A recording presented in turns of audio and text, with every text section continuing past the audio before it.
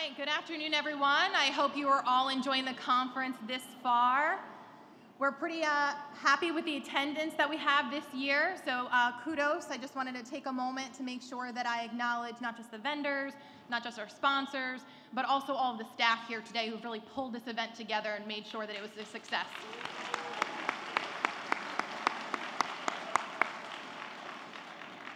Specifically, I just want to acknowledge Nan McKay, who is our Keynote lunch sponsor, so thank you for that. And not that this crowd needs reminding, but I would be remiss if I did not just take a moment to acknowledge the NJRA, the EDA, NJHMFA, who are all our partners here today, along with JAMA for all of your assistance in getting this across the finish line today, so thank you very much. So, not a secret, but Governor Murphy and I are pretty sure that the conversations are going to continue with this group. Everybody here today, we are really empowering you to continue to come collectively around the table and make sure that we are driving decisions forward based on data, that we are actually addressing the underlying root issues that we have come to talk about today, which is making sure that we have an affordable place for New Jerseyans to live and an economy that is thriving. So speaking of Governor Murphy, we are absolutely thrilled to have him with us today as our keynote speaker. Since taking office in 2018, he has not been shy that some of the initiatives of his administration, his primary focuses, have been centered around housing and economic development to make sure that New Jersey is a fairer and stronger economy for every New Jerseyan that calls us home. I think this has really been exemplified by some of his initiatives. We've got more affordable housing dollars. Over $500 million has been invested in that. We have our Affordable Housing Production Fund and our Urban Preservation Fund. We also have down payment assistance programs that have been expanded under his leadership and created a new first-generation homebuyer program here in the state of New Jersey. In the areas of economic growth, no slouch there either. The Murphy administration has developed and passed a multi-billion-dollar jobs and economy recovery package that brings accountability and labor protections to New Jerseyans and through incentives programs. The governor has invested in New Jersey's innovation economy with programs such as Innovation Evergreen Fund, the Angel Investor Tax Credit, NJ Ignite, and the Film and Digital Media Tax Credit. And under his leadership, New Jersey has created quite a few new industries.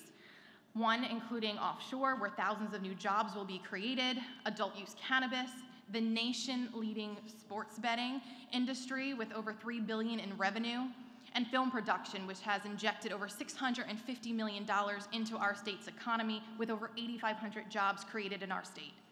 Yes, I think that does it.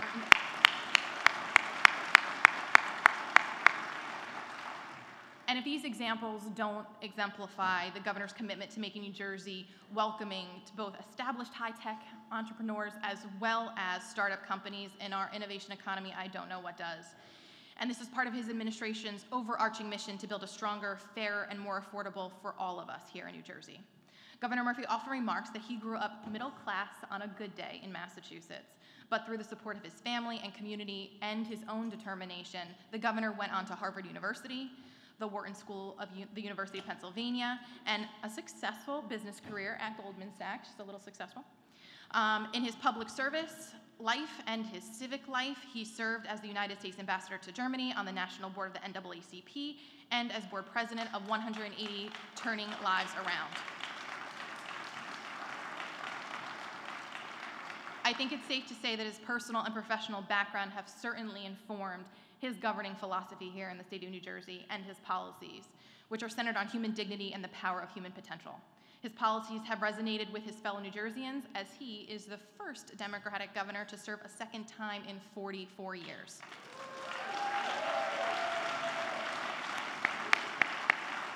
And with this, we welcome Governor Murphy to the stage, and I look forward to his keynote address.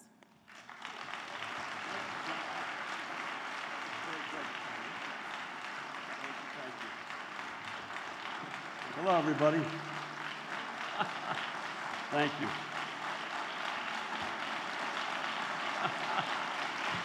Thank you all.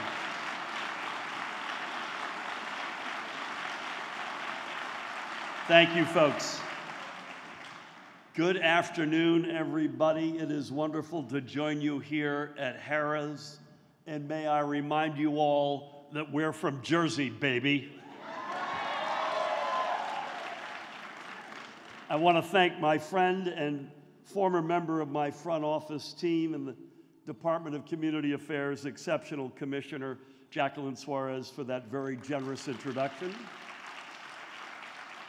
Jacqueline, we're incredibly grateful to you for your leadership, especially over the past year as you've taken the reins at the DCA. You and your team have done a tremendous job in building upon the legacy of your predecessor, my former partner in government and a lifelong champion for New Jersey's forgotten families, Lieutenant Governor Sheila Oliver. God bless Sheila.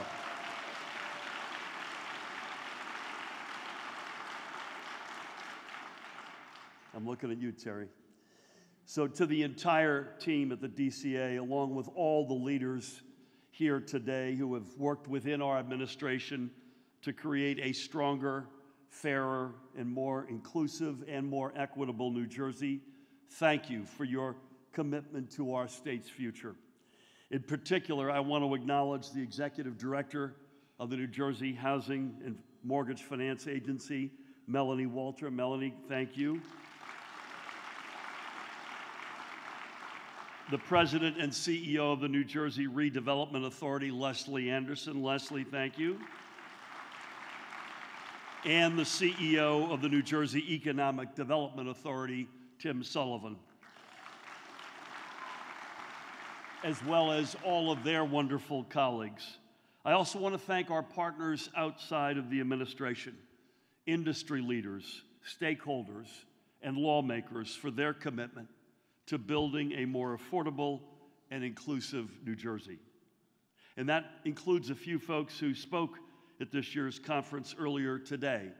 Among them, Senator Troy Singleton, Assemblywoman Yvonne Lopez, and Senator Vince Palestina, each one of whom played a leading role in reshaping our state's affordable housing landscape just earlier this year. But more on that in a bit, if I may. For nearly 3 decades, this conference has brought together our state's leaders and luminaries to explore how we can reimagine housing and economic development, while at the same time also lifting up and supporting our families who have called New Jersey home for generations. And the vision that has guided this conference over the past 28 years of a New Jersey that is more affordable and more accessible for all of our neighbors is the very same vision that inspired Sheila and me to run our first campaign together in 2017. We ran on a promise to make New Jersey the best place anywhere in America to raise a family. And realizing this vision for New Jersey's future begins by ensuring that every family in our state has a safe, affordable place to call home, in communities that are brimming with opportunities for every child of every background. Now, while this may sound like a simple principle, as you all know better than anyone, making it a reality is incredibly complex. For decades, our state's leaders have wrangled with the seemingly intractable challenge of lowering or frankly even stabilizing the cost of housing. In nearly 50 years since the New Jersey Supreme Court established the so-called Mount Laurel Doctrine, decision makers at every level of government have struggled to reach a consensus when it comes to requiring municipalities to build their fair share of affordable housing. And today, as residents across New Jersey deal with the pressures and after effects of inflation, our state's low and middle income families are struggling to keep a roof over their heads. Like states all across the country, here in New Jersey, we've seen the costs of housing skyrocket, while at the same time, our supply of affordable housing units has failed to keep pace with demand. And as a result, New Jersey's currently facing an estimated shortage of more than 200,000 affordable housing units. But despite the seemingly intractable nature of this challenge, our administration has been dead set since day one on reaching a solution for our families who need it most. Because in the wealthiest nation to ever exist, Safe, affordable housing must be a fundamental right.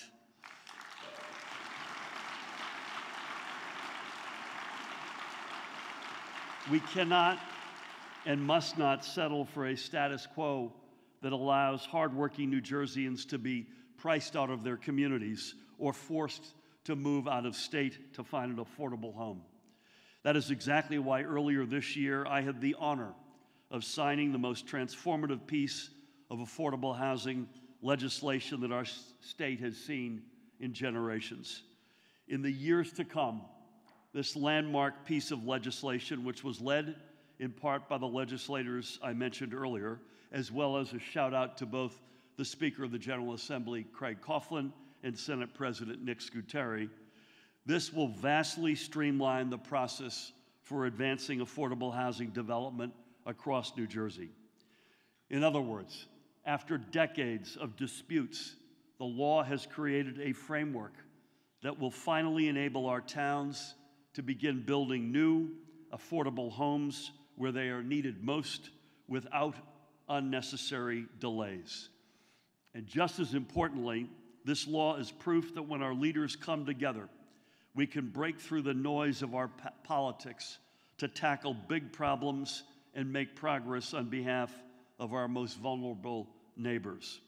So with this law now on the books, I want to thank everyone, again with the DCA, who has already and will continue to pour countless hours into converting the text of this legislation into action.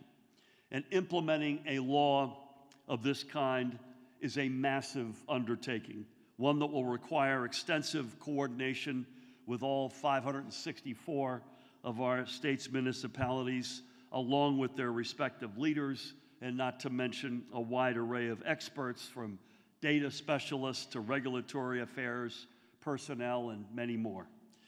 And though this will be a long, iterative, and likely challenging process, it is one that is so vital to the future and financial security of our state's families. We have a once-in-a-generation opportunity to bring clarity to a realm of policy that has confounded New Jersey's leaders for decades. And I promise you, our administration will help support the implementation of this law every step of the way, because our low and middle income families are counting on us to get this right. Now, for that very same reason, I'm also proud to report that this landmark legislation is just one of many steps that our administration has taken to make housing more affordable while also strengthening our local economies. In fact, since moment one in January of 2018, we have worked with our legislative partners as well as our partners in the Biden-Harris administration to invest more than $500 million into expanding affordable housing development and protecting the Affordable Housing Trust Fund. Because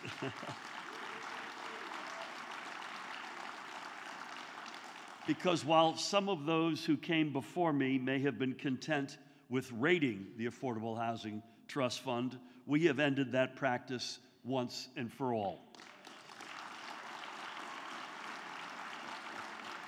And to that point, since 2020, the DCA has even committed more than $108 million from the Affordable Housing Trust Fund toward constructing hundreds of affordable housing units up and down our state. So far, shamelessly fishing for applause from this group over here. So far, this funding has supported 44 new projects, each one of which has been thoughtfully designed to suit the needs of our towns and residents in dire need of affordable housing. That number includes one project about 20-plus miles down the beach in Ocean City. Thanks to this investment into Ocean City's future, there are now nearly a dozen new affordable housing units located, I might add, in a high opportunity area that are available to our state's residents at this very moment. And this particular project is a perfect example of how we can strike the balance between expanding access to affordable housing on the one hand, while also expanding access to new job opportunities. And in doing so, we can begin to put the American dream back into reach for generations of working families. And now, in that same spirit, our administration is also moving forward in making one key cornerstone of the American dream more attainable for our state's young families, and that is home ownership. Over the past now almost 7 years, our administration has invested tens of millions of dollars into providing down payment assistance to first-generation home buyers. This is a more than worthy investment for a number of reasons, including that supporting first-generation home buyers is crucial to closing what is nothing short of an appalling racial wealth gap between white families on the one hand and black and brown families on the other. So as we work to build upon this progress, our budget for this fiscal year will provide another $40 million toward down payment assistance for our state's aspiring home buyers.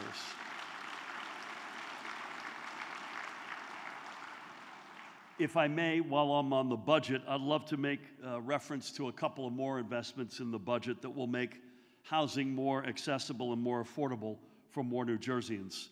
For one, our budget will invest $10 million into supporting the construction of so-called new accessory dwelling units, so more homeowners can convert their garage or their attic into an apartment in which a loved one or perhaps a local renter can move into. And with this budget, our administration is also making a new commitment.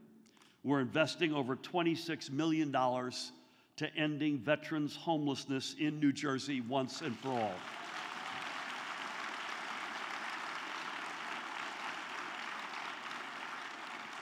Again, I want to thank the team at the DCA for leading the charge on this effort, as they have launched a new program dedicated to achieving this goal.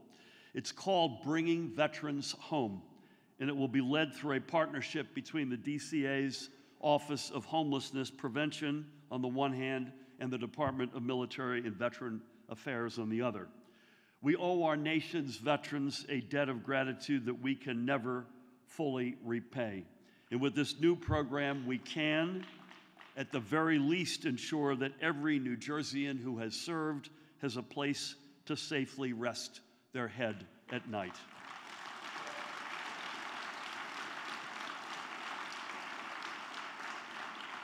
And frankly, while that must apply for all of our blessed veterans, that same principle should apply to every family in the Garden State.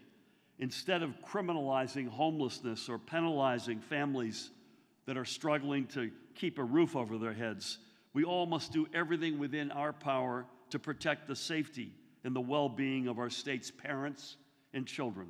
That is our single most important priority.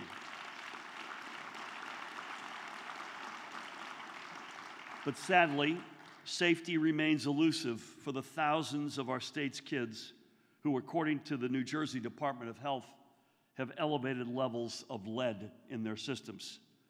Fortunately, that number is much lower than it was just a few years ago, thanks to the millions of dollars our administration has invested again into the DCA's lead remediation and abatement grant program.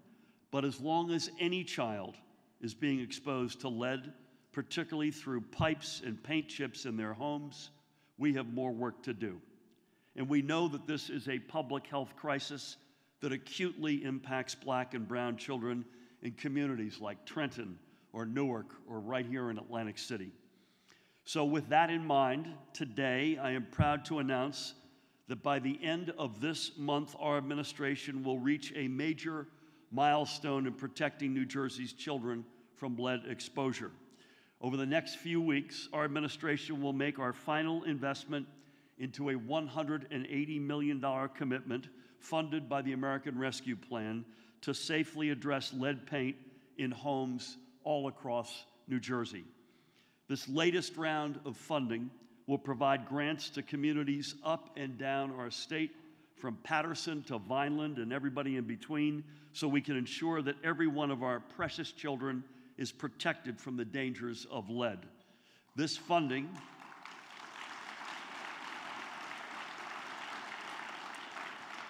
This funding has the potential to directly benefit literally thousands of households throughout New Jersey, so stay tuned for that announcement. And it is a perfect example of how safe, affordable housing is at the heart of our administration's vision for making New Jersey the best place anywhere in America to raise a family. From day one, we have envisioned a New Jersey that is healthier, more affordable, and more equitable for every family. And with the support of everyone here today, we have made monumental progress, especially when it comes to supporting the communities that have historically been overlooked and ignored by our nation's leaders. Together, we have prioritized the needs of our workers and local entrepreneurs instead of catering only to the demands of big businesses. Together, we have prioritized the health and well-being of all of our children instead of jeopardizing their ability to live up to their God-given potential. And together, we have prioritized creating opportunities for our state's forgotten families to finally start building generational wealth instead of allowing them to fall further into financial distress. And as always, this is a team effort. And none of the progress we have made over the past almost 7 years would have been possible without all of you. Today, New Jersey is so much closer to becoming that stronger and fairer state that Sheila and I envisioned all those years ago. But we are still far from the finish line.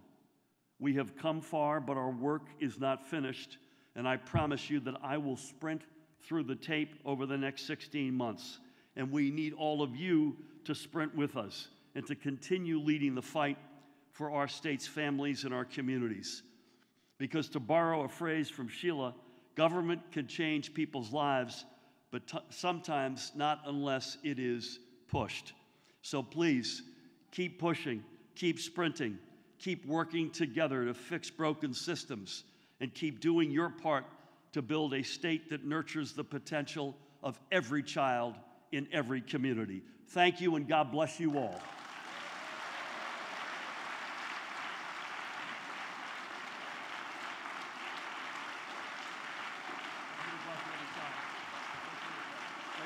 Great job. All right. Thank you, Governor Murphy, for your remarks.